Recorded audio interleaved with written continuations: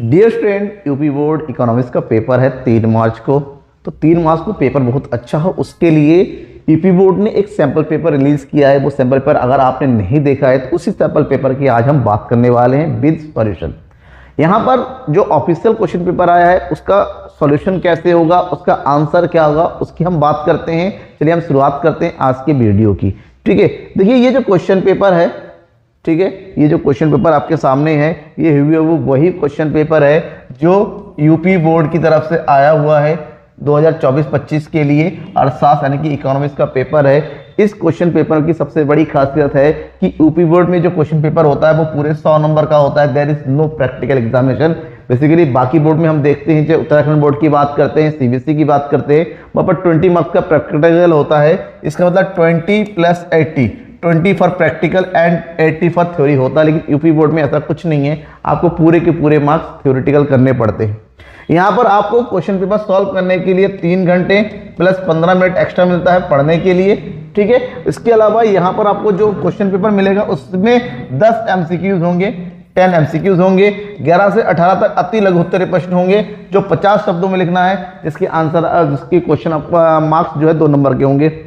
19 से 24 तक के आपको लघुत्तरीय प्रश्न होंगे जो 150 शब्दों में लिखना है, और बाकी आपके 10 मार्क्स वाले क्वेश्चन होंगे यानी कि लॉन्ग क्वेश्चन होंगे जिनको 1.5 या 2 पेज के आसपास लिखना होता है। तो कौन कौन से इंपॉर्टेंट क्वेश्चन है, कौन कौन से इस तरह से क्वेश्चन सीरीज बनाया गया है आपके लिए, देखिए सारे क्वेश्चंस। ठीक है, शुरुआत करते हैं एमसीक्यू से जो कि क्वेश्चन नंबर 1 से लेकर क्वेश्चन नंबर 10 तक का होगा। एमसीक्यूज में सबसे पहला क्वेश्चन रखा गया है सैंपल पेपर में, सीमांत तुष्टिगुण ह्रास नियम की विस्तृत व्याख्या किसके द्वारा किया? सीमांत तुष्टिगुण ह्रास नियम, इसको गणितीय सीमांत उपयोगिता का नियम भी कहा जाता है, ह्रासमान सीमांत उपयोगिता का नियम कहा जाता है। इस नियम की विस्तृत व्याख्या किसके द्वारा की गई? ठीक है, गोसेन, फ्रेडरिक, मार्शल, फ्रेजर। देखिए इस नियम की विस्तृत व्याख्या जो कि नियम का प्रतिपादन प्रोफेसर एच.एस. गोसेन की द्वारा जरूर किया गया, लेकिन इसकी विस्तृत व्याख्या करने वाले कौन थे? प्रोफेसर मार्शल थे। ध्यान रखिएगा, अगर आपसे पूछा जाता है सीमांत तुष्टिगुण ह्रास नियम के प्रतिपादक कौन थे, तो प्रतिपादक थे हमारे गोसेन। गोसेन साहब क्या थे? प्रतिपादक। लेकिन आपसे पूछा जाता है कि इसकी विस्तृत व्याख्या करने वाले कौन थे, तो आपका जवाब होना चाहिए प्रोफेसर मार्शल। ठीक है, नेक्स्ट क्वेश्चन है, वस्तु एवं सेवा कर किस प्रकार की लागत का उदाहरण है? तो वस्तु और सेवा कर, इसको शॉर्टकट में क्या बोलते हैं? जीएसटी बोलते हैं। ये स्थिर लागत, सीमांत लागत, अवसर लागत और परिवर्तनशील लागत का उदाहरण है। तो वस्तु और सेवा कर उत्पादन वस्तु और सेवाओं पर लगने वाला कर, इसका मतलब ये हुआ कि ये कर जो एक प्रकार का परिवर्तनशील कर हुआ, मतलब जितना उपयोग करेंगे कर भी उतना, कम उपयोग करेंगे कर भी कम देना होगा। तो एक प्रकार का ये कौन सा कर है? परिवर्तनशील कर है। ठीक है, नेक्स्ट क्वेश्चन हुआ यहां पर, पूर्ण प्रतिस्पर्धा बाजार के लिए निम्नलिखित में कौन सी दशा है? पूर्ण प्रतिस्पर्धा बाजार, पूर्ण प्रतिस्पर्धा बाजार की बात किया जा रहा है के लिए निम्नलिखित में कौन सी दशा है? औसत आय बराबर सीमांत आय, औसत आय ग्रेटर देन सीमांत आय। देखिए पूर्ण प्रतियोगिता बाजार में हमेशा औसत आय और सीमांत आय दोनों ही बराबर होता है। तो यहां पर राइट आंसर है ऑप्शन नंबर का ए। ठीक है, नेक्स्ट आगे बढ़ते हैं।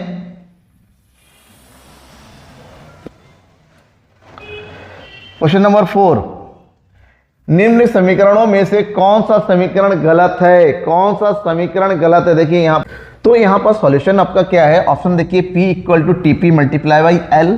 नॉर्मली फार्मूला क्या होता है? नॉर्मल फार्मूला होता है TP = AP × L होता है।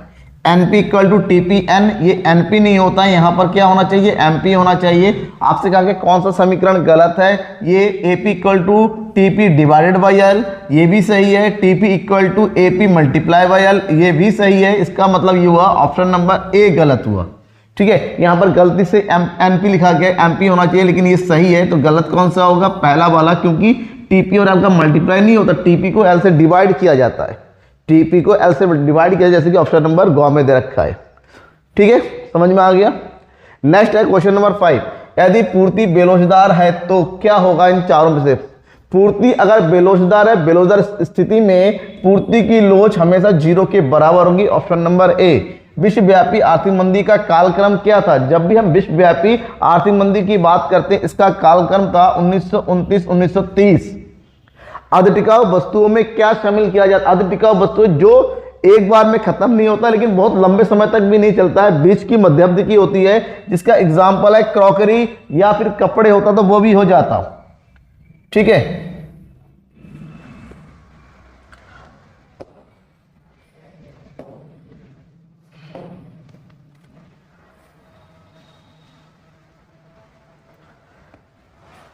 ओके यार। नेक्स्ट इज शुद्ध घरेलू उत्पाद। शुद्ध घरेलू उत्पाद इसमें से क्या है? शुद्ध घरेलू उत्पाद सकल घरेलू उत्पाद माइनस गिरावट व्यय। सकल घरेलू उत्पाद यानी कि शुद्ध घरेलू उत्पाद एनडीपी का फॉर्मूला पूछा गया है। सकल घरेलू उत्पाद में से गिरावट को माइनस कर देंगे, सकल घरेलू उत्पाद में गिरावट प्लस कर देंगे, सकल राष्ट्रीय उत्पाद में सब्सिडी माइनस कर देंगे, सकल राष्ट्रीय सब्सिडी को प्लस कर देंगे। बट जो सकल है यानी कि ये है हमारा जीडीपी, जीडीपी में से अगर हमने डेप्रिसिएशन को माइनस कर दिया तो ये एन में कन्वर्ट होगा। तो उनका राइट आंसर है ऑप्शन नंबर ए यानी क। चालू खाते में निम्नलिखित विभिन्न आर्थिक सौदों में शामिल। चालू खाते में कौन कौन शामिल होता है? सेवाओं का निर्यात, वस्तुओं का आयात, अन्य हस्तांतरण, ये सभी। तो राइट आंसर है ये सभी को, ये तीनों चालू खाते के अंतर्गत शामिल होता है। एंड लास्ट एमसीक्यूज है गैर योजनागत व्यय में किसे शामिल किया जाता है? गैर योजनागत व्यय मतलब ऐसे व्यय जिसके लिए कोई योजना बनाने की जरूरत नहीं होती है, देश के विकास के लिए अपने आप करना पड़ता है। अपादन, रक्षा रेखाएं या रक्षा सेवाएं हो जाएगा। यहाँ पर थोड़ा सा स्पेलिंग मिस्टेक है यूपी बोर्ड की तरफ से, ये पेपर मैंने नहीं टाइप किया है तो स्पेलिंग मिस्टेक ये बाय यूपी बोर्ड ही आया, धर्म आपके बोर्ड की तरफ से ही है। वेतन और पेंशन ये सभी ऑप्शन होगा, क्योंकि ये सारे के सारे इसके लिए किसी प्लान की जरूरत होती है। रक्षा के लिए व्यय करना पड़ता है, अपादान के लिए व्यय करना पड़ता है, मतलब कभी भी कोई डिजास्टर आ सकता है, और वेतन और पेंशन तो देना ही पड़ता है। तो यहाँ पर गैर योजना ज्ञात व्यय में ये तीनों ही शामिल होते हैं, तो हम चूज करेंगे ऑप्शन नंबर घ। ये तो रहे 10 एमसीक्यूज 10 नंबर के, क्योंकि हर एक एमसीक्यूज 1 नंबर का होगा। 10 एमसीक्यूज हो गए तो आपको 10 नंबर यहाँ से मिलेंगे। अब बात करेंगे very short answer type question की। जब very short answer type question की बात करते हैं तो ये यहां से शुरू होता है अति लघुत्तरीय प्रश्न। ठीक है, हर एक क्वेश्चन कितने नंबर का होगा? यहाँ पर 3 नंबर का होगा। हर एक क्वेश्चन 3 नंबर का है, तो अति लघुत्तरीय प्रश्न, इसके जवाब आपको लगभग 50 शब्दों में देना है। कितने शब्दों में देना है? 50 शब्दों में देना है। पहला क्वेश्चन है इसमें, क्वेश्चन नंबर 11, औसत आय की गणना किस प्रकार की जाती है? औसत आय की गणना, ठीक है, ध्यान रखिए, औसत आय गणना की बात कर रहा है। तो जैसे हम औसत आय की बात करते हैं, औसत आय की गणना कुल आय को, किसको? कुल आय को बिक्री की मात्रा से भाग देकर की जाती है। इसका मतलब शॉर्टकट में फार्मूला हो जाएगा यहाँ पर AR equal to TR divided by Q। अब इसको आपको क्या करना है? थोड़ा सा एक्सप्लेन करके लिखना है। इसका मतलब इसका आंसर आपको ये 2 फार्मूला लिखेंगे, इस फार्मूले को थोड़ा एक्सप्लेन करेंगे, 2 या 3 लाइन में लिखेंगे, आंसर कंप्लीट हो जाता है। ध्यान रखना है। अर्थशास्त्र में बाजार की परिभाषा दीजिए। बाजार क्या है? बाजार, धर्म से सुनिएगा, आंसर ऐसे ही लिखना है आपको। बाजार वह क्षेत्र होता है जिसके अंतर्गत किसी निश्चित वस्तु के क्रेता और विक्रेता आपसी संपर्क में एक निश्चित कीमत और उस वस्तु का क्रय विक्रय करने के लिए तैयार हो जाता है, तो उस क्षेत्र को हम बाजार कहते हैं। जैसे इलेक्ट्रॉनिक सामानों का बाजार, जैसे कार का बाजार, जैसे चाय का बाजार, ये सब बाजार के उदाहरण हैं। एक निश्चित क्षेत्र नहीं होता है, एक निश्चित क्षेत्र होता है, ये कोई स्थान विशेष से जुड़ा हुआ नहीं होता है। नेक्स्ट क्वेश्चन है, वाणिज्यिक बैंक से क्या तात्पर्य है? वाणिज्यिक बैंक यानी कि व्यापारिक बैंक या कमर्शियल बैंक।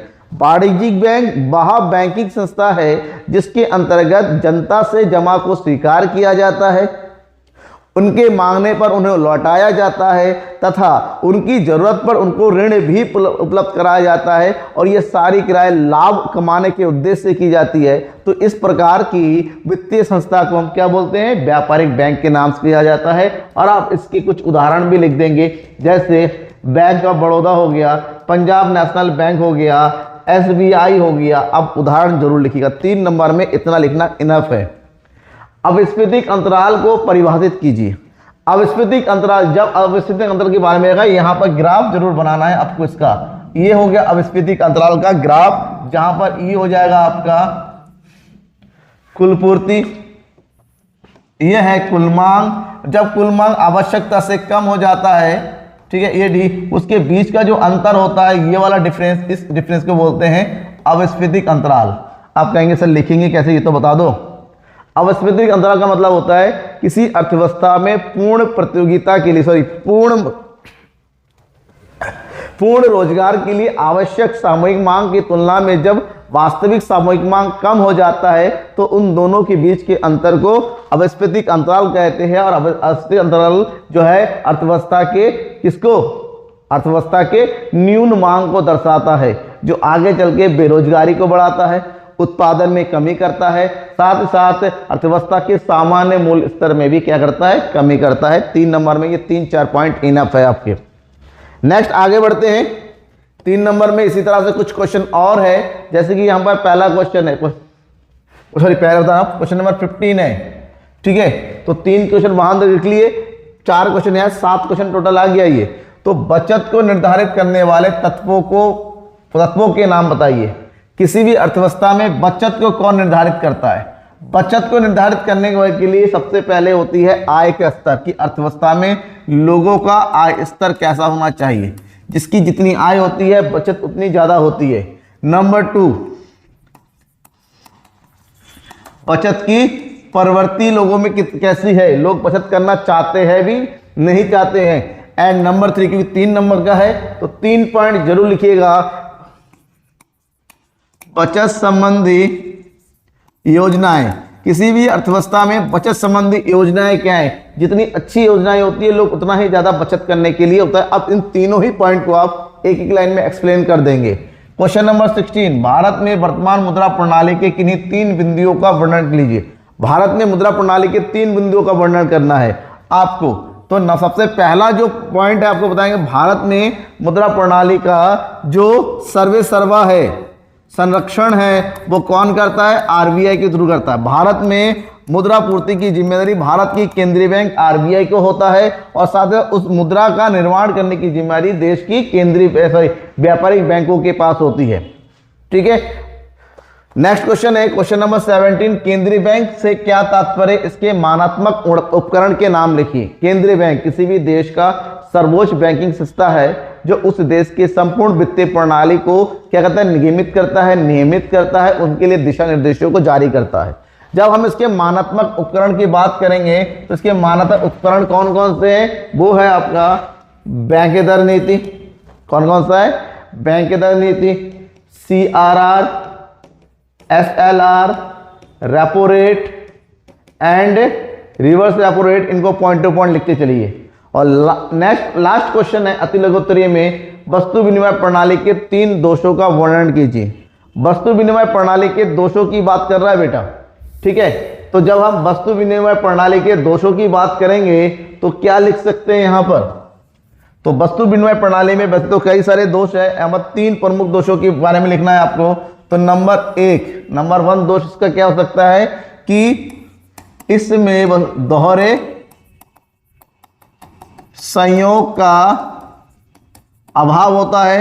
नंबर 2, वस्तु विभाजन में कठिनाइयां आती हैं। नंबर 3, सामान्य मूल्य मापक का अभाव होता है, कोई मूल्य मापक नहीं होता है। इसके अलावा और भी बहुत सारे, आप लिख दो, 3 पूछा गया, 4 लिख दो, जितना आपको आता है वो लिखते चलो, इसका आंसर आपको लेकिन हर एक पॉइंट को एक एक लाइन में आपको एक्सप्लेन जरूर करना। ये अब उसकी बात करते हैं लघु उत्तरीय प्रश्न, जिसके आंसर आपको 6 शब्दों में लिखना है, मतलब 6 मार्क्स के हिसाब से लिखना है, और उसकी शब्द सीमा है 100 शब्दों में, ठीक है। इसका आंसर लगभग आपको 100 शब्दों में देना है। नॉर्मली की बात करते हैं, इसका आंसर आपको कम से कम 7 से 8 लाइनों के बीच में लिखना है, ठीक है। अब कोशिश करना है, ज्यादा क्वेश्चन नहीं है, 6 ही क्वेश्चन है। कोशिश ये करना है कि जितने भी जगह आप इसके ग्राफ बना सको, डायग्राम बना सको, उसको बना दो। तो अगर बात करते हैं इसके क्वेश्चंस की और फिर इसके आंसर की, तो यहां पर पहला क्वेश्चन बेटा क्या है?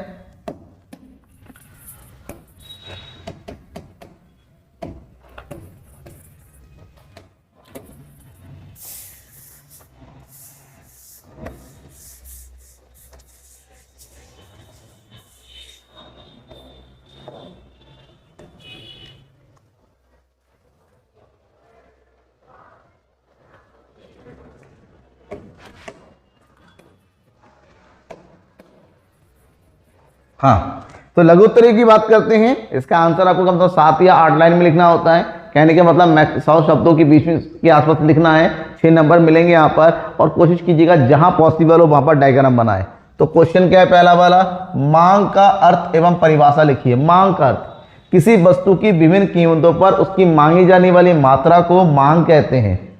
और मांग की परिभाषा भी लिखना है। इसका मतलब यहाँ पर मांग के बारे में लिखिए, मांग की विशेषताओं के बारे में लिखिए, मांग की एक तालिका बना दीजिए और मांग वक्र बना दीजिए। इसका आंसर आपका कंप्लीट हो जाएगा। कुल आय को उदाहरण द्वारा समझाइए। कुल आय, बिक्री की समस्त इकाइयों को बेचकर जो इतने आय की प्राप्ति होती है उसको कुल आय कहते हैं। यहां पर कुल आय का फॉर्मूला होता है कि कुल आय बराबर बिक्री की इकाइयां क्यू मल्टीप्लाई वस्तु की प्रति इकाई कीमत। अब एक उदाहरण जरूर दे दीजिए। उदाहरण का मतलब होता है, जैसे माना किसी वस्तु की बिक्री के लिए 100 इकाइयां उपस्थित थी और किसी वस्तु का रेट जो है 20 रुपए प्रति इकाई थी। ऐसे में कुल आगम बराबर हो जाएगा 100 इकाई बट्टे 20, यानी कि कितना रुपए प्राप्त हो रहा है, 2000। इसका मतलब बिक्री की सभी इकाइयों को बेच के हमें 2000 रुपए प्राप्त हुआ, जिसके हम कुल आय कहते हैं। तो बन गया 6 नंबर का।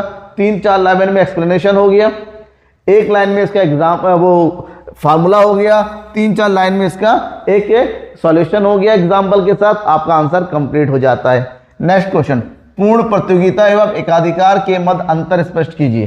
कोशिश कीजिएगा जब भी अंतर बताए कॉलम वाइज बताए। कॉलम वाइज बताने का मतलब होता है कि आप एक तरफ पूर्ण प्रतियोगिता को लिखेंगे और एक तरफ आप एकाधिकार को लिखेंगे। जैसे यहां पर है, यहां पर लिखेंगे हम पूर्ण प्रतियोगिता और यहां लिखेंगे हम एकाधिकार। अब दोनों में अंतर जो है बिल्कुल सिंपल है। पूर्ण प्रतियोगिता जहां पर अनेक क्रेता होते हैं, विक्रेता होते हैं, यहां पर होता है अनेक विक्रेता, अनेक विक्रेता, जबकि एकाधिकार में केवल एक विक्रेता होता है। और कोशिश कीजिएगा इसको एक एक 2 लाइन में एक्सप्लेन करना है, ठीक है। नंबर 2, पूर्ण प्रतियोगिता में वस्तु का कीमत जो है बाजार द्वारा तय होता है, यहां पर स्वयं विक्रेता तय करता है, ठीक है। यहां पर दीर्घकाल में सामान्य लाभ की प्राप्ति होती है, यहां पर असामान्य लाभ की प्राप्ति हो जाती है। यहां पर नए फर्मों का प्रवेश पूर्णतः स्वतंत्र होता है पूर्ण प्रतियोगिता में। एकाधिकार में नए फर्मों का प्रवेश पूर्णतः वर्जित होता है, कोई भी प्रवेश नहीं कर सकता। पूर्ण प्रतियोगिता में कीमत समरूप होते हैं, कीमत में कोई अंतर नहीं पाया जाता है, जबकि एकाधिकार में बस कीमत विभेद की स्थिति पाई जाती है। पूर्ण प्रतियोगिता में AR और MR हमेशा बराबर रहता है, जबकि एकाधिकार की अवस्था में जो AR और MR बराबर नहीं होता है। यहां पर AR equal to MR equal to MC होता है, जबकि एकाधिकार में ऐसा नहीं होता है। आपको इस तरह से 6 लाइन में 6 मार्क्स के हिसाब से 6 लाइन लिख दीजिए, अंतरों में कंप्लीट हो जाता है। सरकारी बजट के कोई 3 उद्देश्य बताइए। 3 उद्देश्य बताने का मतलब होता है हर एक उद्देश्य को कम से कम 2 या 3 लाइन में एक्सप्लेन करना है। जब हम सरकारी बजट के उद्देश्यों की बात करते हैं, पहला उद्देश्य क्या होता है? सरकारी बजट का सबसे पहला उद्देश्य होता है संसाधनों का पुनर्वितरण। संसाधनों का पुनर्वितरण किया जाता है। दूसरा होता है आय एवं धन का संसाधनों का वितरण होता है, और आय और धन का पुनर्वितरण होता है। आर्थिक स्थिरता होती है, ठीक है। देश में रोजगार का सृजन करना होता है, देश की विकास दर को बढ़ाना होता है, सार्वजनिक संसाधनों का प्रबंधन करना होता है। ये सभी जो है बजट के प्रमुख उद्देश्य है। इसमें से कोई भी 3 उद्देश्य लिख दीजिए और उसको एक्सप्लेन कीजिए, आपका आंसर कंप्लीट हो जाएगा। क्वेश्चन नंबर 3, स्फीतिक अंतराल और अविस्फीतिक अंतराल के किन्हीं 4 अंतर बताइए। यहां पर ही वही है, स्फीतिक और अविस्फीतिक अंतराल के बारे में आपसे पूछा गया है। तो स्फीतिक और अविस्फीतिक के बारे में आपको सबसे पहले पता होना चाहिए। एक तरफ लिखेंगे हम स्फीतिक अंतराल के बारे में और एक तरफ लिखते हैं हम अविस्फीतिक अंतराल। इस स्फीतिक अंतराल की स्थिति में हमेशा AD ज्यादा होता है AS के कंपैरिजन में, और यहां पर AD कम होता है AS के कंपैरिजन में, पहली स्थिति। दूसरी स्थिति, यहां पर जितना आवश्यक सामयिक मांग होना चाहिए वो ज्यादा होता है वास्तविक सामूहिक मांग जो होता है आवश्यक सामूहिक मांग से ज्यादा होता है, और यहाँ पर जो है वास्तविक सामूहिक मांग आवश्यक सामूहिक मांग की तुलना में कम होता है। इन दोनों के अंतर को स्फीतिक अंतराल बोलते हैं, इन दोनों के अंतर को अविस्फीतिक अंतराल की स्थिति कहते हैं। स्फीतिक अंतराल की स्थिति में अर्थव्यवस्था में उत्पादन के स्तर पर और रोजगार पर कोई प्रभाव नहीं पड़ता है, जबकि अविस्फीतिक अंतराल की स्थिति में उत्पादन और रोजगार दोनों में कमी आती है। स्फीतिक अंतराल में अर्थव्यवस्था का सामान्य कीमत स्तर बढ़ता है और अविस्फीतिक अंतराल में अर्थव्यवस्था में सामान्य कीमत स्तर में कमी आती है। अविस्फीतिक अंतराल देश में मंदी की स्थिति को लेके जाता है, अब स्फीतिक अंतराल देश में जो है महंगाई की स्थिति को लाके देता है। इस तरह से आपको 6-7 पॉइंट लिखना है। नेक्स्ट क्वेश्चन है मुद्रा के कार्यों को समझाइए। मुद्रा के कार्यों की बात करेंगे तो यहाँ पर मुद्रा के कार्यों को 2 वर्गों में बांटा गया है। नंबर 1 मुद्रा के मुख्य कार्य और नंबर 2 मुद्रा के द्वितीयक कार्य। जब हम मुद्रा के मुख्य कार्य की बात करेंगे, यहाँ पर 2 ही मुख्य कार्य हैं मुद्रा के। नंबर 1 विनिमय का माध्यम, विनिमय का माध्यम, और नंबर 2 मूल्य मापक का कार्य। द्वितीय कार्य में आता है नंबर 1 स्थगित भुगतान, स्थगित भुगतान का माध्यम, नंबर 2 मूल्य का संचय करना, एंड नंबर 3 मूल्य का हस्तांतरण करना। अब इन 5 पॉइंट को आपको क्या करना है, एक्सप्लेन करना है एक एक लाइन में। आपको 6 नंबर यहां पर पूरा मिल जाएगा, इस बात की गारंटी है। ये तो हो गया आपका लघुत्तरीय प्रश्न। अब इसके बाद जो क्वेश्चन आते हैं वो 10 नंबर वाले क्वेश्चन है, और 10 नंबर वाले क्वेश्चन की सबसे अच्छी खासियत यह है आपको एक बार में 2 क्वेश्चन दे रखे होंगे और दोनों में से कोई एक क्वेश्चन करना होगा, और इन प्रश्नों का जो शब्द सीमा है वो 300 शब्दों तक है। कितने शब्दों का है? 300 शब्द, और 300 शब्दों का मतलब होता है 1 से 1.5 पेज के बीच में इसका आंसर आपको लिखना है। इसका मतलब ये हुआ कि यहाँ पर आपको ज़्यादा से ज़्यादा फ्लो चार्ट, ज़्यादा से ज़्यादा डायग्राम, ज़्यादा से ज़्यादा एग्जाम्पल, ज़्यादा से ज़्यादा हेडिंग का प्रयोग करना है, ताकि इसके आंसर को आप कम शब्दों में ज़्यादा करके लिख सके। ठीक है, अब जब हम इसकी बात करते हैं विस्तृत उत्तरीय प्रश्नों की,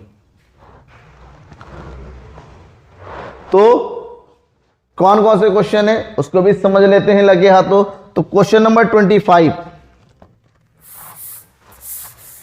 क्वेश्चन नंबर 25 देखिए क्या, उपभोक्ता संतुलन से क्या आशय है, तटस्थ वक्र विश्लेषण से उपभोक्ता के संतुलन को समझाइए। ये क्वेश्चन मैंने कई बार समझाया हुआ है। डिस्क्रिप्शन देखिएगा, डिस्क्रिप्शन में लिंक दे रखा है, लिंक में जाइएगा टॉप 10 टॉप 20 के नाम से मैंने वो वीडियोस बनाए हैं। उस वीडियो में इस क्वेश्चन का जिक्र मैंने कई बार किया है, फिर भी मैं एक बार समझा दूं उपभोक्ता संतुलन क्या है। उपभोक्ता संतुलन एक ऐसी स्थिति होती है जहां पर एक उपभोक्ता किए गए व्यय की तुलना में अधिकतम संतुष्टि की प्राप्ति करता है। जब वो अधिकतम संतुष्टि की प्राप्ति करता है, उसकी व्यय की मात्रा कम होती है, उस स्थिति को उपभोक्ता संतुलन की समझते हैं।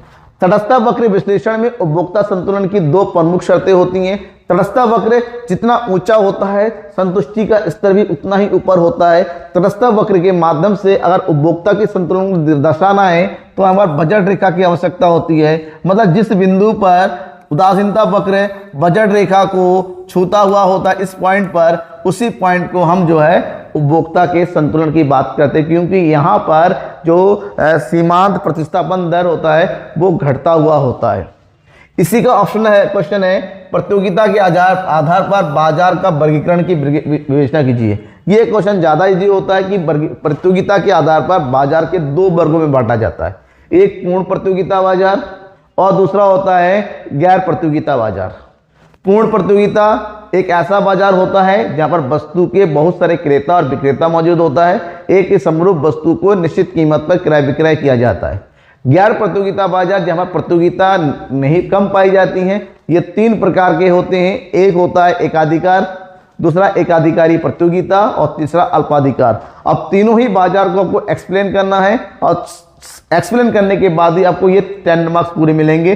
जब एक्सप्लेनेशन देंगे कोशिश करेंगे कि इन हर एक बाजार की विशेषताएं जरूर लिखिएगा, 2-2, 3-3, तब जाके इसकी आपको डिटेल से लंबा होता चला जाएगा। नेक्स्ट है फ्लेक्स की प्रतिशत या आनुपातिक विधि को समझाइए। ये क्वेश्चन भी मैंने इंपॉर्टेंट में बता रखा है टॉप 10 में। ये जितने भी क्वेश्चन आपके सामने दिख रहे हैं ये सारे क्वेश्चन एक्चुअली में मैं एक्सप्लेन कर चुका हूं।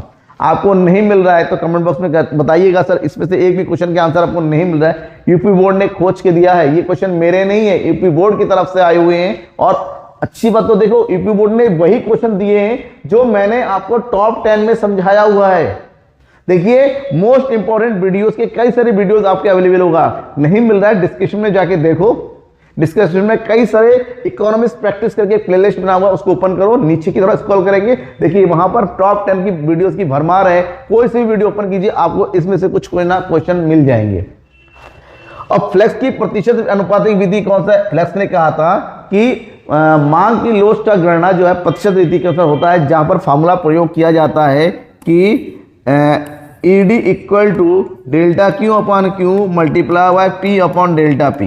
या यूं कह सकते हैं कि वस्तु की मांग की मात्रा में प्रतिशत परिवर्तन बट्टे वस्तु की कीमत में प्रतिशत परिवर्तन। अब इसको एक्सप्लेन करना है, उदाहरण देना है और ये कंप्लीट हो जाएगा। उच्चतम कीमत सीमा और न्यूनतम कीमत सीमा के अर्थ और निहितार्थ समझाइए। उच्चतम कीमत सीमा क्या होता है? मैक्सिमम रिटेल प्राइस की उपभोक्ता के हित के लिए किसी वस्तु का उच्चतम मूल्य निर्धारित कर देना जिसके ज्यादा मूल्य पर उसको बेचा ना जा सके। न्यूनतम कीमत सीमा समर्थन मूल्य एमएसपी बोला जाता है, एक ऐसी मूल्य जिसके कम मार्केट उसको खरीद नहीं सकता। मतलब यहां पर उत्पादकों के भलाई के लिए, लाभ के लिए न्यूनतम कीमत और उपभोक्ता के फायदे के लिए उच्चतम कीमत सीमा का निर्धारण होता है। अब उसको एक्सप्लेन कर देना है। औसत और सीमांत लागत के संबंध में रेखा चित्र के माध्यम से स्पष्ट कीजिए। औसत लागत क्या है, सीमांत लागत क्या है, और आय में परिवर्तन के कारण एक वस्तु की मांग पर पड़ने वाले प्रभाव को समझिए। इसका मतलब यहां पर आय मांग को एक्सप्लेन करना है।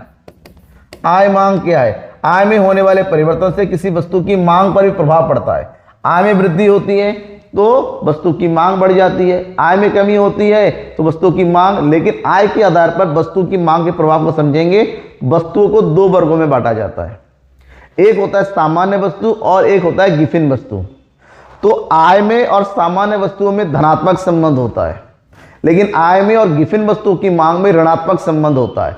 इसको आपको क्या करना है, डिटेल के साथ विद एग्जाम्पल समझाना है, तब जाके आपको 10 नंबर यहां पर मिलेंगे। इस क्वेश्चन को भी मैंने ऑलरेडी समझाया हुआ है, ठीक है, समझ में आ गया। तो ये जो क्वेश्चन थे 27, 3 क्वेश्चन यहाँ पर 10 नंबर में 3 ही क्वेश्चन अटेम्प्ट करने हैं। अब जाके आपको पूरे 100 नंबर मिलते हैं। किसी क्वेश्चन में कोई डाउट है, खासकर ये 6 क्वेश्चन है, 6 में से 3 अटेम्प्ट करने, इन क्वेश्चनों में डाउट है तो मुझे जरूर बताइएगा। इस डाउट को मैं सॉल्व करके आपको बताऊंगा। इस डाउट रिलेटेड जो उत्तर प्रदेश बोर्ड के लिए मैं और भी ज़्यादा क्वेश्चन ऐसे लेके आ रहा हूँ जो आपके बोर्ड एग्जाम के लिए इंपॉर्टेंट हो सकते हैं। बस आपको क्या करना है, मेरे साथ बने रहना है, शेयर करना है ज़्यादा से ज़्यादा अपने दोस्तों के बीच में, ताकि उनको भी अपने एग्जाम का फायदा मिले। तब तक के लिए थैंक यू एंड बाय।